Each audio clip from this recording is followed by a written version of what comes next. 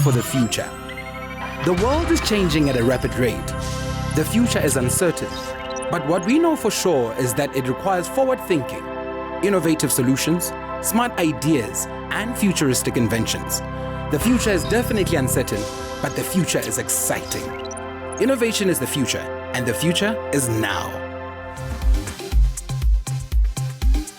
Sanibonani emakhaya, and welcome to another episode of iDaily Thetha Lagu SABC 1. But innovation is the future, and the future is now. And yazi namhlanje njengoba ngicabanga kumhla ka-11 of June 2020, 10 years ago exactly today, the 2010 World Cup. Philip was here. Ngiyakutshela bekhala amavuvuzela yonke indawo.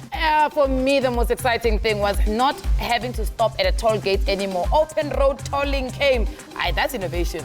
Ngempela kanjalo. Ngegama umelodwa kamiya ucwanini usibe uzizo umunja lo samba nosisi wethu usisi Andiswa Wagebashe, who is our sign language interpreter. And according to Bloomberg Innovation Index 2019 report that came out, that saw South Africa being ranked number 51 amongst the countries in the world, as number 51 amongst the best countries in the world. That was us, but we didn't stop there. To Kubegilegena, and we were ranked number 21 when it came to our ability to be able to patent, and also what we call patent activity. That left me asking a question, Wuti, maybe we need to do more. Are we seeing more of these products on our shelves? Yini everything we say to understand that the products do come to life. Nicolette Wagamashila Kharabaya kwa Bush Patrice Mapulaneng and Melody Dumelana Luena, because we can see more Africa Bora Basabarona Bana Libukhoni Bobunchi Basabarona Bakuna Libo Lungelo Wagachali, who created Baby Turtle. Now of course Baby Turtle as Sisilwane, it's not a paw follow. Baby Turtle is an ability for her to use what is called solar mobile kiosks, a young horn the rural areas, to be able to give us mutlakasi. Of course, we know that South Africa has an energy crisis. That's about load shedding left, right, and center. But she's saying if you are off the grid, it'll go to Baby Turtle. And a issue of South Africa. South Africa, when we say it ranks number 51 in the most innovative countries, it is a country that can stand on its own. But asking that question that we would sing Melody, I think it really resonates. These inventions, where are they right now? Can we actually say they are helping people within our communities? And by Barona are coming here today to be able to show us where are their inventions, where are these inventions going, and how can we as umpagati, Rona as the Chavas Africa really assist them. So ulengaina kya butsa orna wena na ukanda yingi na. And if wakanda reboots, call us on any of our tell us on any of our social media pages. Just remember to use the hashtag Daily Thetha or kana wartwara kamagala ko 011-339-1315. And if you need data, send us a WhatsApp. Ko nomoro nya rona iling 072-316-1329. Of course, we are about to start the conversation, which is very imperative, where we start looking at the research part, we start looking at Abantu being able to develop these ideas and taking them to life. We are joined by an amazing guest this morning.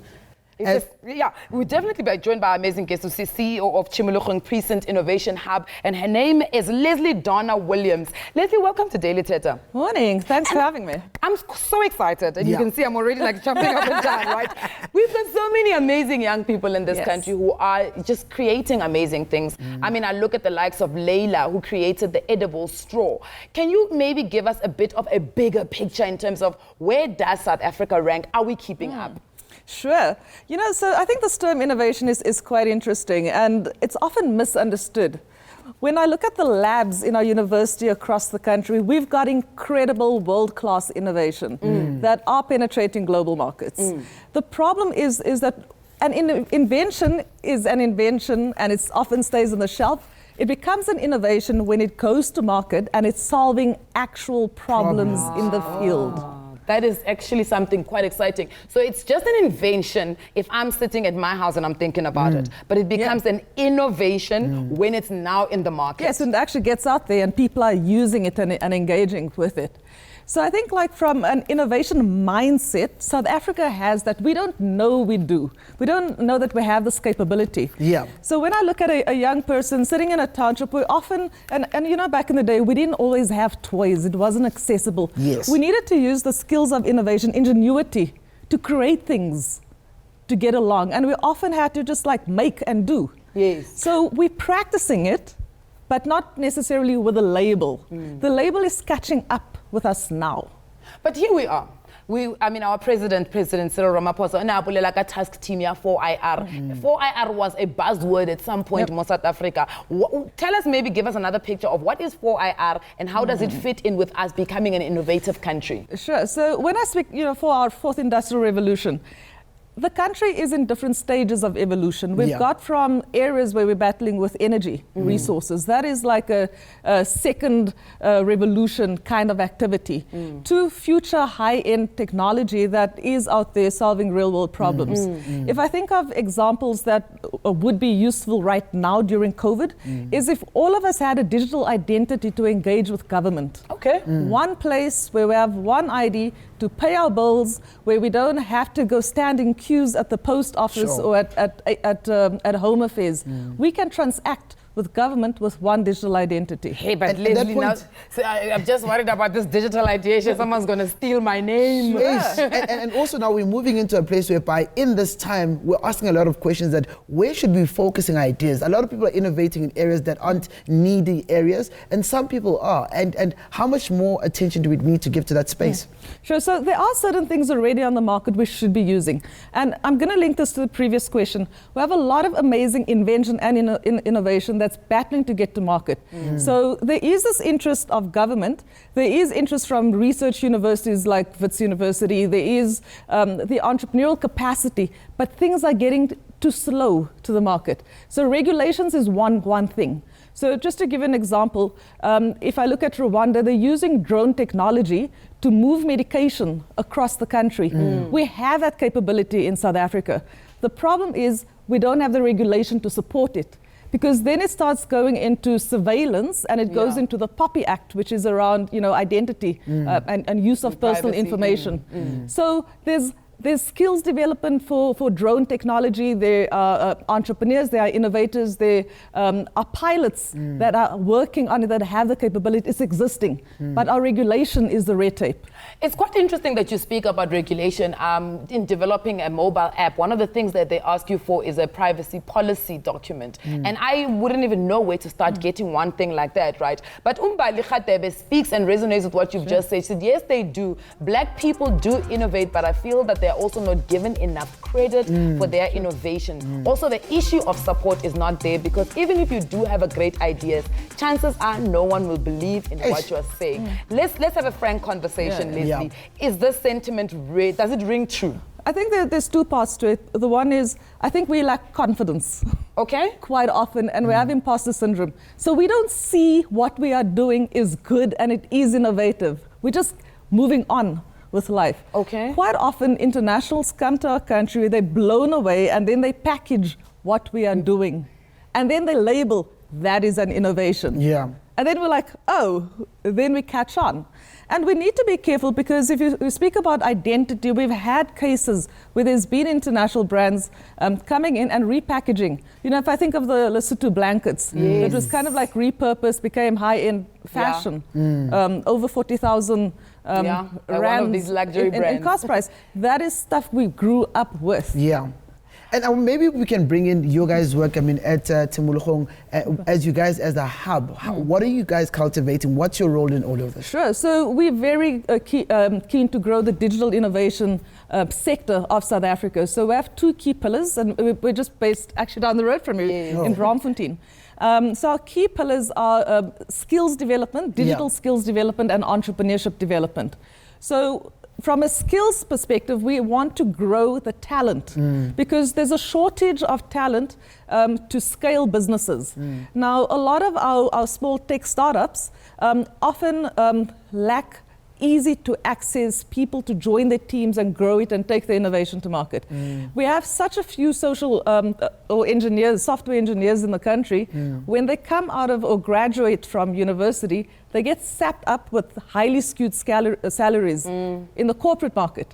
So the guy who has this innovative idea, when he wants to grow his team, it's harder for him to access that talent. Yeah, because he doesn't have the money. Exactly. So we're saying you don't need a university degree. Let's get the guys who are unemployed graduates or post-school, groom them get them coding, animating, building games, and learning the talent and going to market immediately. So we're trying to bridge that gap between the talent and the entrepreneur. I think, if I may just say something, the other thing is with tech entrepreneurs, in fact, all entrepreneurs, your business needs to work and need to be compliant. But for us as a tech hub, the code has to work, the technology has to work. You know, even if you take a minimal viable product, something basic to market, doesn't have to be perfect, but you need to make sure that you understand the process and that you do it well so the customer will want to come back. Maybe perhaps let's speak about South Africa and Bahaswa, young people in the country. You said we lack the confidence. Is it a cultural thing that perhaps maybe because we are not exposed to the likes of your Silicon Valleys and all that stuff, or is it because people don't trust anything that is made by a black young person? Sure. So I had a funny situation. I'll speak about my own life. A couple of years ago, where I was also invited on a TV interview, and I invited someone I know, a white male, to join me in the meeting. And as soon as we got into studio, he really started punting his work. And the thing is, it was primarily my interview, and I kind of like stepped back. You so shied he away. grabbed. So I think there's definitely a cultural way of engaging. And I don't think we should lose who we are, but we need to be proud so that we know how to speak about it. I think we are seeing increased confidence. The quality of our work is excellent. You know, when you speak about black excellence, it's there. And we're getting better at packaging it. But we need to keep pushing ourselves. I mean, I speak at international conferences all the time, and I can see what we're doing compared to our peers, and people are listening to us around the world. Sure.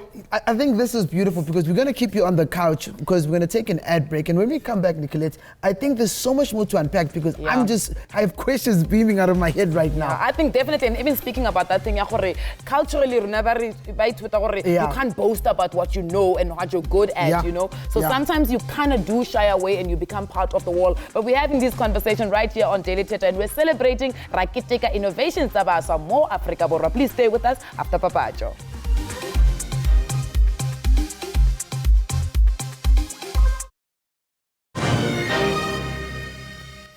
Quite an exciting one. We're having Lekgono Moga Daily Thetha and Zeribulela about innovation, and especially around Baswa Barona Bom Africa Borwa. Bokgoni ba bona has already been on display as we speak more and more about these different inventions and innovations that are coming out of South Africa. But research is quite an important part of that process of you to be able to innovate. But at what length are we willing to go?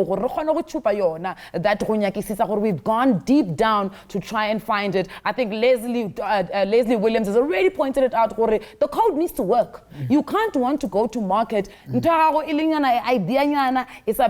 let me tell you something. Pomasuku, who is turning trash into robotics, has something to tell us.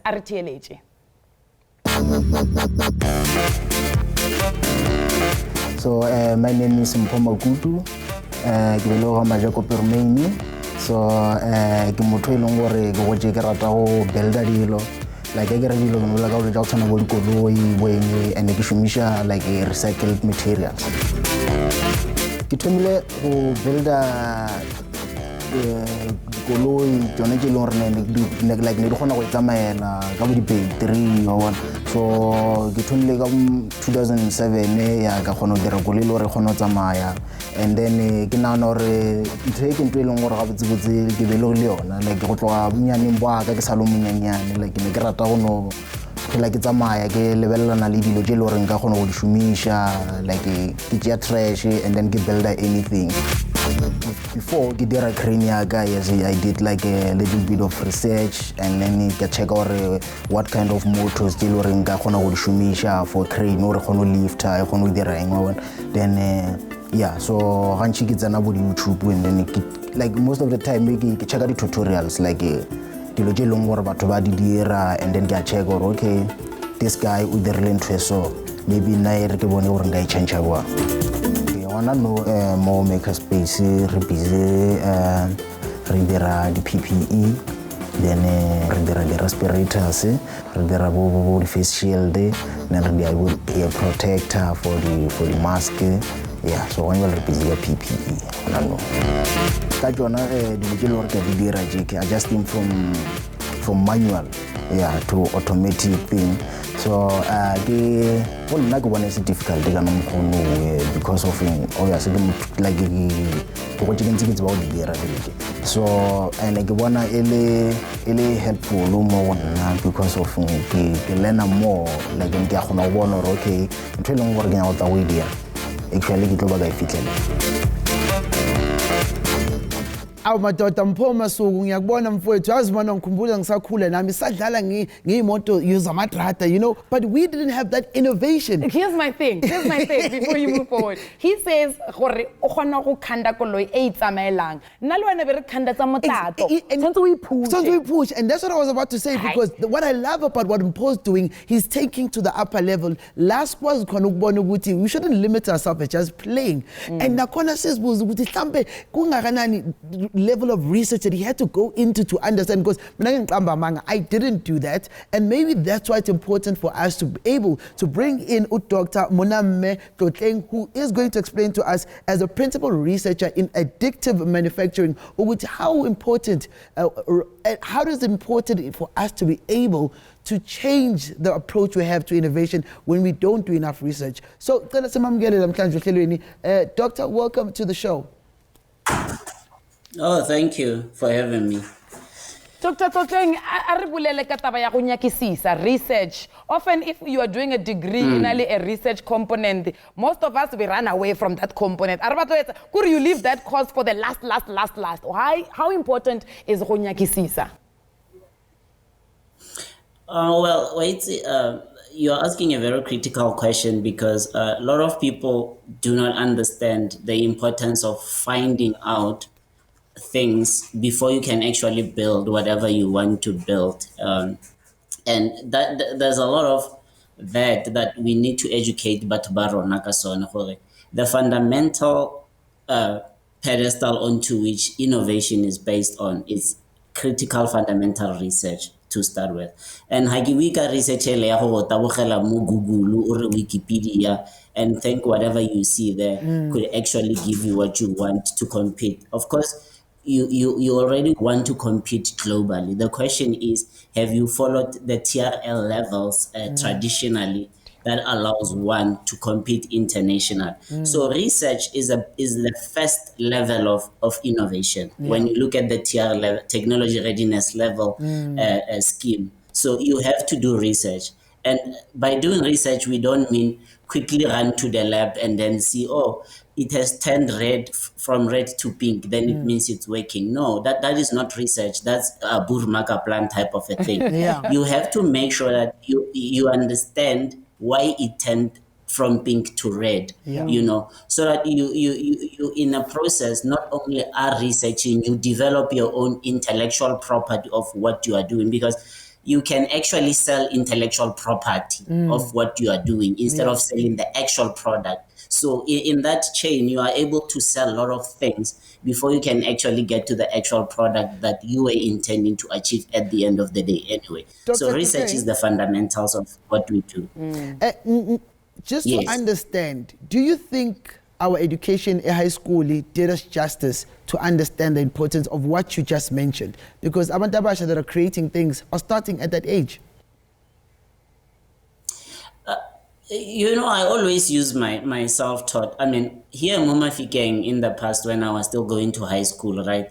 I went to a science high school and research was part of our grade 10, 11, and 12 curriculum, though it does not form a major component of the basic education, right?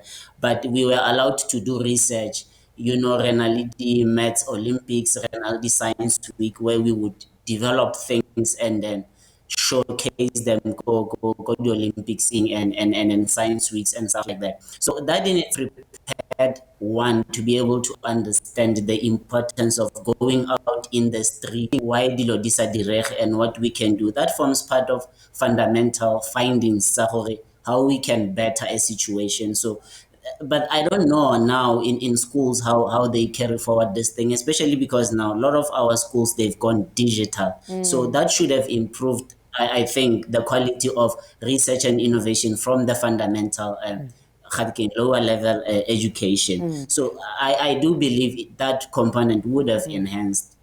Dr. Tlotleng, go na le batho ba go tshwana le bo Zano Tumo wa ga Godlimpi le Sipho Sethu wa ga Mgwele ba ile ba kgona go hlama a prosthetic leg. Ntho ke batlo ibutsa go gore na o bona bjang gore something e tla ba a failure kapa a success. How do you determine, what are some of the trends that allow you to be able to determine that?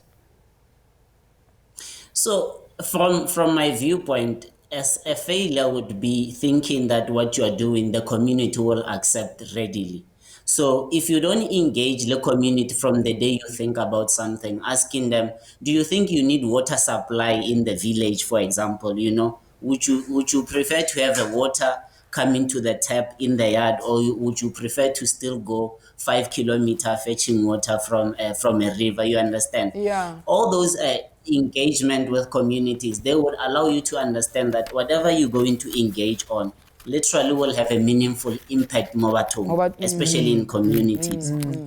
So that component you cannot overestimate or underestimate. You need to know for sure, because those people eventually become your community. Now, what will fail, for an example, from a research council viewpoint, because now we work with institutions that whatever we do must compete globally, and it must follow standards and legal representation of what science should be. We cannot be wishy-washy about ideas. We spend literally years and years crafting a simple principle of science. If the science tells you it will not work, we let it go, because there is no way when science tell you this thing you are doing will not qualify because of a principle 1 or 2. Then you say, no, let's just take government money and put it in. This thing eventually will work. We don't do that. We follow levels of check. Is this qualified under this law? Can it follow the next law? Of course, using this chart, there are TR levels, but because that is an institutional based thing. If you're not from the institutional viewpoint, you wouldn't know that. You really need to sit and check every level you go into. Is this thing really going to be acceptable by the community or whichever public domain you want to take your product? Ngiqolise nje ukuthi ngingene emlonyeni lapho kancane kodwa mele sithi careful, and when we come back we want to look into also the world of patenting ukwazi ukuthi protect ama ideas akho, kodwa kwamanje cela sithi careful.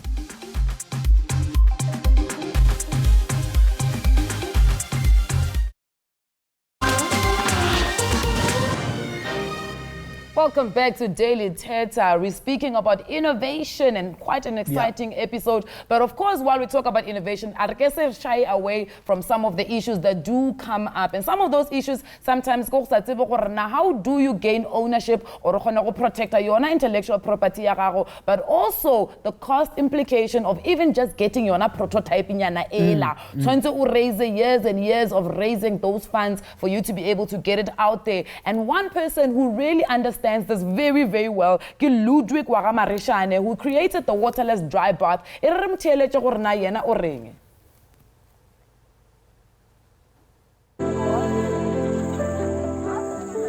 My name is Ludwig Marishane, the founder of Hit Boy Industries.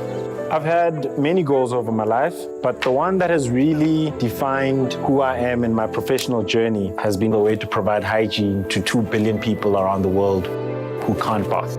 I grew up in this little town called Muthetema. Growing up in a community like this, water's always been a problem. Even though everyone would laugh at me when I told them I was trying to figure out a way for people to bathe without water, I felt like I'd found a really great solution.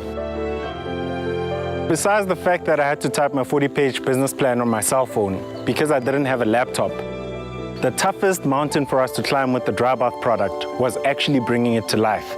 We didn't have the money to make the prototype. We had to take a whole 4 years at university to raise over R1 million in funding, winning every single business plan competition we could get our hands on. Yes, Ludwig, when I watch this, I just think back to Unyaga 2011. When I first heard about something called it tripod, but because at the time I wasn't sure what it does. It sounds catchy. Fast forward 2017, Sabona Ekapa, when they went through that water crisis, and only to realize that, oh man, Ludwig's actual plan and vision was to solve this problem. And I think it's such a pleasure with as he is here on the show as an entrepreneur, as someone who's a business scientist and an innovator. Ludwig Marishane, sir, welcome to the show. Thank you for having me, guys. It's a pleasure to be here. I think firstly, congratulations Mfethu, on your accomplishment to have an idea and to bring it to life. How does it make you feel to see your product come to life? It's actually not as amazing as the movies would make it feel, because you know the amount of work that went into it. So for me, it's like it's about damn time. So I think that's the big thing I want to bring to this lens and discussion about innovation is it's time, and the skill that a lot of entrepreneurs, especially young entrepreneurs, are not good at is estimating the value or the potential value of an idea and how much time it's going to require or justify in order to bring it to fruition. So I've been working on Dry Bath for it's the 10th year, 11th year actually now. And then we have another business that we started about 6 years ago. And that's also, we're seeing it's probably going to take 10 to 15 years before it actually has the impact we're trying to achieve. Innovator par excellence, Ludwig Marishane, ki ena social media ri balang mo ka daily Thetha. Many Africans are very innovative. They just lack motivation and they let critics determine their future. All they have to do is work on their spirit and not let people destroy their confidence. What I am sure of is that Africans have the talent. They just don't know how to get it to reach the world. When I read 40 pages on my cell phone, ke spend ke batla go raise just 1 million rand to get my idea.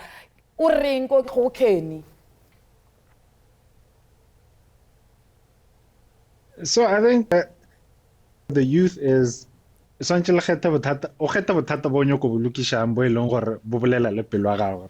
Because as I said, it's a lonely road. There's going to be Friday nights or Saturday nights when you're not out with friends and you're working on this idea. So first of all, it needs to mean a lot to you. And I've got like 5 quick points I want to mention. So first of all, what problem are you trying to solve? Then the second thing you need to ask yourself is what percentage of people agree that this is a problem? Because it might be a waterless bath might be a problem for me, because I don't like bathing, but it might not be a problem for other people, right? How many other people have that problem? Then once you know you've identified, say you speak to 100 people and 10 of them say, yeah, I think that's a problem. Of those 10, how many of them are actually willing to pay for that problem to be solved? Because yes, there's a problem, but is there a business in that problem? We don't know yet.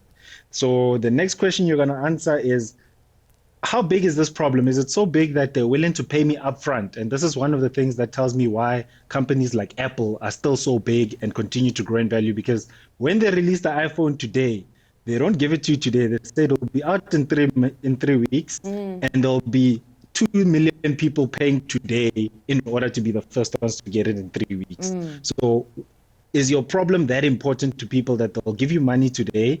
So you don't even need funding. You can go build a solution and bring it to them. Then the fourth question you need to ask yourself is, how much does it cost you to solve that problem? Or how much does your solution cost? Is it below what these people are willing to pay? And can you get it below there if it's not there now? And then finally, the question you need to ask yourself is, as Ludwig in the middle of Mutatema, Limpopo, Marishane, how do I reach that many people? First, I had to leave high school and go to university. I use resources. I've got foreigners, I've got forces, I've got access to embassies, all these different resources I didn't have in high school. Yeah. So then my ability to achieve break even becomes much bigger. So these are questions you need to ask yourself before you even worry about who's going to steal my idea. If you haven't answered those 5 questions, your idea is worth nothing. There's nothing to protect. Ludwig, I love the point you're making, because Tina Abantu who have ideas, the first fear we have, someone's going to steal my idea. Sometimes it's realistic because people do steal ideas, but also how do we step away from not also taking it lightly that people do steal ideas when it comes to protecting your idea? So there's 2 things about patenting. So yes, it gives you 20 years, but remember the whole point of a patent is you're going to disclose everything about your idea. In exchange, no one gets to copy it for 20 years. So there's you need to ask yourself is, first of all, is this idea patentable? You can have an invention, but that's not patentable, right? You can't stop other people. So it might be better to not tell anyone and actually keep it a secret, like Coca-Cola. Yeah. Then the next question you need to ask yourself is, okay, even if I pay for the patent, it's going to cost you 3,000 just to search and find out if you can patent. Then it's going to cost you 20 to 30,000 rand just to protect it in South Africa. it's probably going to cost you anything up to R1 million to try to protect it globally. And then you have to pay every year to keep it protected. It's like a license. So you pay every year to keep it protected. Then the big question you need to ask yourself before you even think about patenting is, how hard is it to prove that somebody has copied me? So even with dry bath, as much as I can patent it, if Woolworths comes out with dry shower and then they copied it, it's tough for me to test their formula and say, hey, look, they used this much this and this much this of my product. So even if you patent it, can you prove when someone has copied it? So that's why for me, if patenting is the only way you're going to protect your idea, then your idea is weak. Best businesses are, it's nice to have a patent, but here's the reality. I'll give you guys the cure for AIDS today and say, here's the formula for how to make the cure for it. It'll still cost you millions just to the people who are working, your solution actually works. So what's the point? Ludwig, o blabla tabe ngwana man. If we talk about patent the idea week. It's something we naga and answer those 4-5 questions that you've given us. Perhaps maybe Ludwig, if you can just give some of our people who are watching Balengai just a bit of a word of advice. How do they make sure they move from invention to innovation? So I tend to be quite philosophical about this because I think a lot of people in general today and in our society, especially young people, are obsessed with pointing out what other people can do better. So for me, innovation starts with the self. Okay. How have you innovated yourself? Have you questioned your religion? Have you questioned your worldview? Have you questioned the fundamentals of how you understand the world before you can even say, I have created something that can change this world? So start there. Ludwig, thank you so much for just being with us. Siyabonga kakhulu for your knowledge and also yet again wishing you all the best. Njoba uqhubeka ne-product yakho usayikhulisa i-dry bath. Sithi sibuye after the ad break, so besibuka kancane ukuthi, are we getting enough support as young people who want to innovate? Hlala nathi, siyabuya.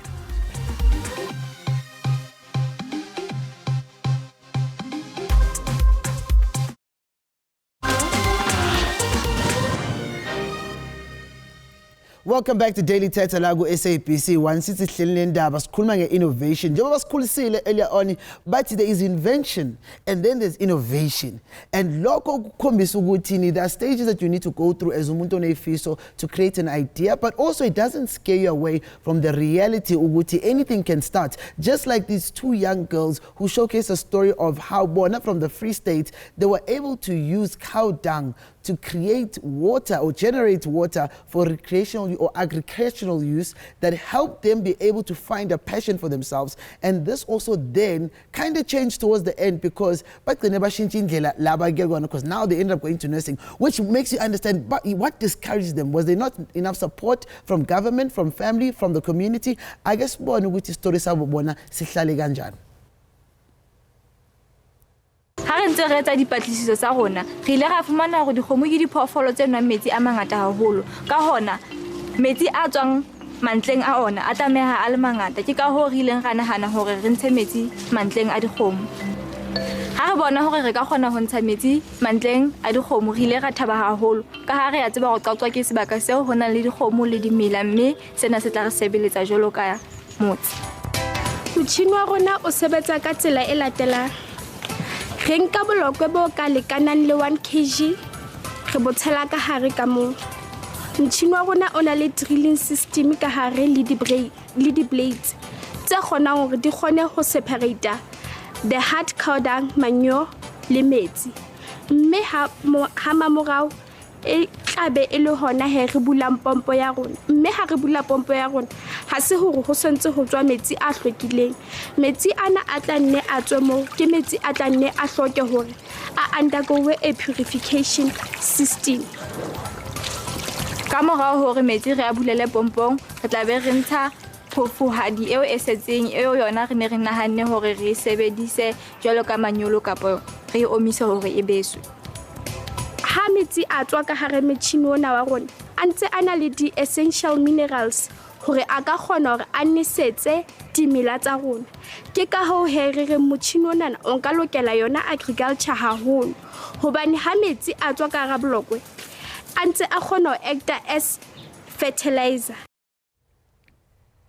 Bathong, 17 years old, these young ladies, ba kgona gore ba thushe lefase ka moka, ba bona gore twatwa di gona di kgomo. So why not then use yona cow dung gore re kgone go kry-a metsi ga yona? And also part of that conversation e leng bona, go na le a guy ba re ke Morendi Mafumo, le ene o berekisa macadamia nut shells to be able to just purify water. Guys, I feel like you have to have some sort of thinking process to be able to tlhakanisa these kind of things, but also to be able to realize gore there's a social need for something in our communities. And right now we are joined back again by CEO of Timilogong Precinct Innovation Hub. It is Leslie Donna Williams back on our couch, so welcome back. Thank you. And then we also have Riatlechile Sejaga, who's going to be having a conversation with us.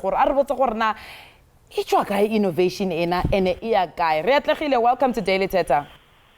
Thank you so much for having me on the show.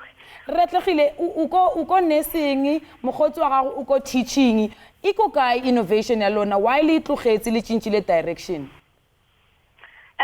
Basically, ha innovation ya rona. Ntho e etsahetseng ke hore we wanted to be on the same geographical location because target audience ya rona was people from Kwakwa. So we chose options that were close to where we were at that time. So we're still working on the project. And iko kae so right now? Right now, harina any sponsors. We're still doing it on our own. Mara, is it ke batla tseba gore now yona this issue ya chelete ile slower down kapa le sa focus tse ka skolo le batla qeta skolo and then you're going to come back le batla go sosa funding kapa you're just waiting right now gore le batlana le yona funding, whoever comes is able to assist loan? Well, right now, we're looking at some aspects on our project because when we proposed it, it was just an invention. So before it hits the market and all that, we wanted to work on it so that it gets better. Maybe sisi mina ngibuza ukuthi umphakathi, how did they get involved in with the seeds to be able to grow your product, even if family? Well, umphakathi usizile kakhulu. It was there. We used cows from local, and then we were helped by a local farm. And abazali basizile kakhulu because in terms of finances, it was them who were helping in building the project. Riatlechile, go na le motho a kile a le propose go e reka idea ya lona? Well, up to this far, the only time we got a proposal was in 2018, but it wasn't what our project is fit for. Yeah. So maybe utambe kancane, what is it fit for? Like yini enifuna uku-achieve ngale project njoba niqalile? Well, sifuna ukuthi i-project yethu ibe ingabi nje sebenziswa abantu baseQwaqwa. We wanted to be national and international as well. Yeah. So that's why we feel that we're not ready. We're still working on some few things so that it hits the market as a better proposal. Sure. I Riatlechile re a leboga and a huge congratulations ka mmereko le wetsang. You're doing absolutely amazing and we can't wait to re bone project ya lona ibe ile ko marketing re kgone go be a part of it and really support you.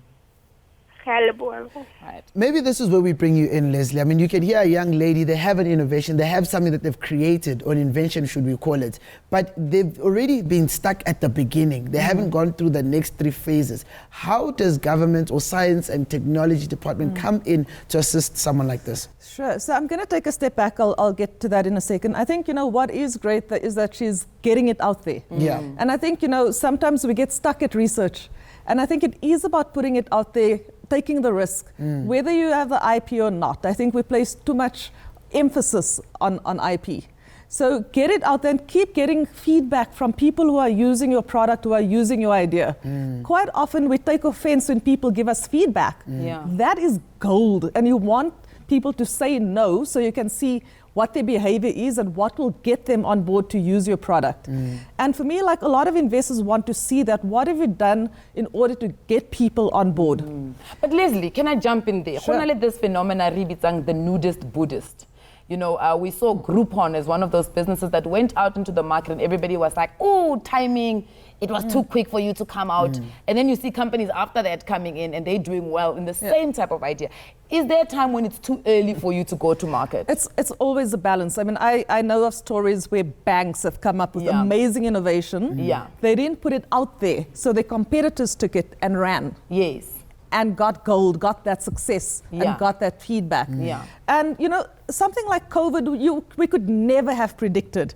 But I'm loving the fact that entrepreneurs who were working on it and put their thing out there, they've been hustling, they weren't getting support from government, from corporates, from suppliers. And suddenly, because they've been pushing, they were remembered in this time. And now the time is suddenly overnight, right for them. But it's not luck. It's that they were ready, they worked on it, they've started putting it out there. And now it's getting traction. Luck finds you. Luck finds you already on the dance floor. Exactly. But now here's my question. And often, you know, we come from very rural backgrounds, low income backgrounds. You want that support, but they come to you with something that maybe is a cost support. And it's just not worth what your actual invention is. How do you balance that out? That support that, yes, they want to support me. I don't want to say no, but they're only offering me R1 million for something I know could become something bigger. Yeah, I mean, I think it is important as an entrepreneur for you to know what your walkaway point is. But I think on my personal entrepreneurial journey, I've seen that it's not always your first idea that's going to be the big one. Sometimes that's your learning ground. You know, so it's for you to decide, you know, is this against my integrity if I take it? But also, how can I maximize this opportunity to start pushing and understanding the environment from a practical experience? People want to see that you have experience behind you. That is the unfortunate thing. I think I want to challenge you when you come back, and I'm just saying challenge you because in terms of thoughts, I've seen so many products that have struggled to get on the shelves in local stores. And I think Bonga comes into that part to say they don't get enough chances to show their innovations due to the lack of empowerment. We repeatedly support things that we are used to, and instead of looking for new talent. And that goes back to what is on the market. I'm going to say we're at breaky, and because at this point, this is where you could find your golden story of how you can turn your invention into innovation.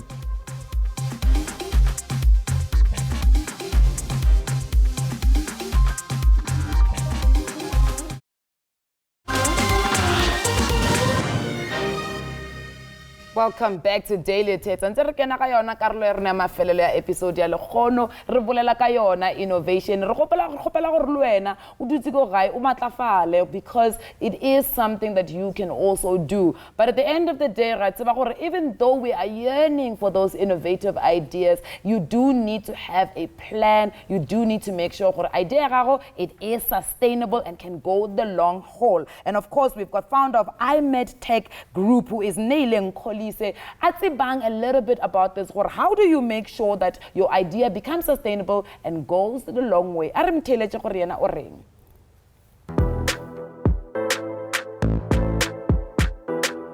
My name is Nelly Nkhodisai. I'm the founder of iMed Tech.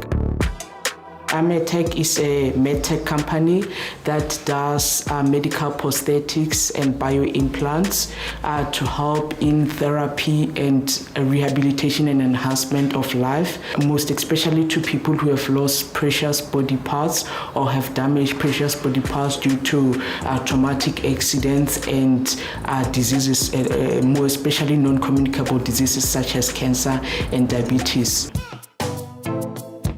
I started the business from an aha moment back when I was still doing my research studies at varsity, because we are doing a whole lot of work in the applications of additive manufacturing within the medical sector in doing external facial prosthetics.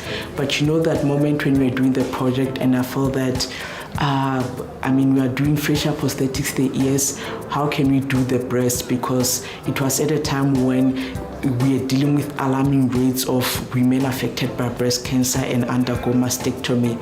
And from that moment it became our first flagship product.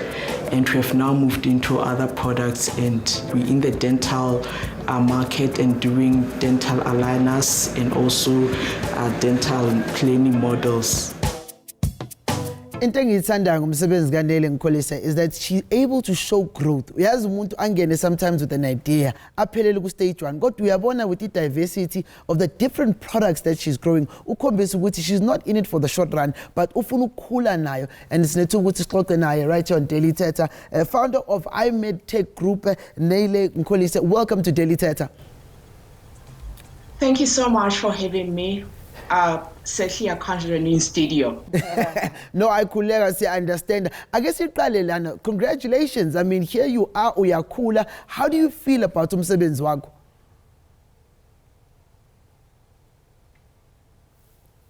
Sis Nele, angazi uyasizwa yini?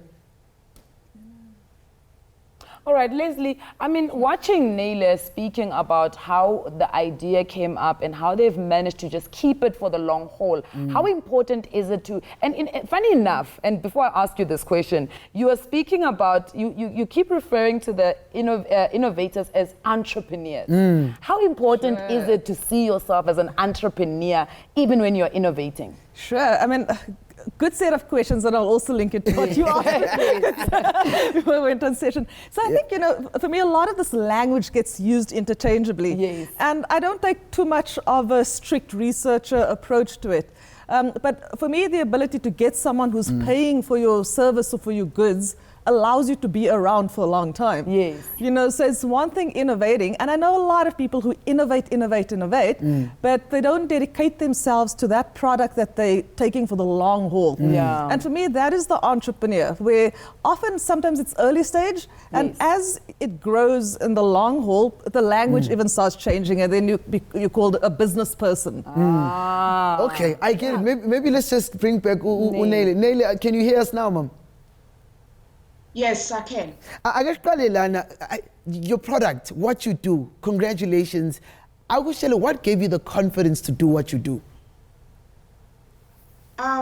You know, one of the things that gave me the confidence was that, you know, when you create a product, especially in the tech space, is that when you start seeing that there is a market need, and that goes through when you start doing extensive market research, it makes you understand that there is a product that well serves the market, and there is a market that is open to using your product. I think that's the one thing that gave me much of confidence, and more than that, having an understanding as to why I wanted to enter into business. Because a lot of times people may say that they want to enter into business to make money, but to me it was more about impact, because when you start doing impact extensively, it then translates into business sustainability. I love that, Nele, o re like a business sustainability. Maybe re ka bolela ka yona growth plan ya gago. How was it conceptualized?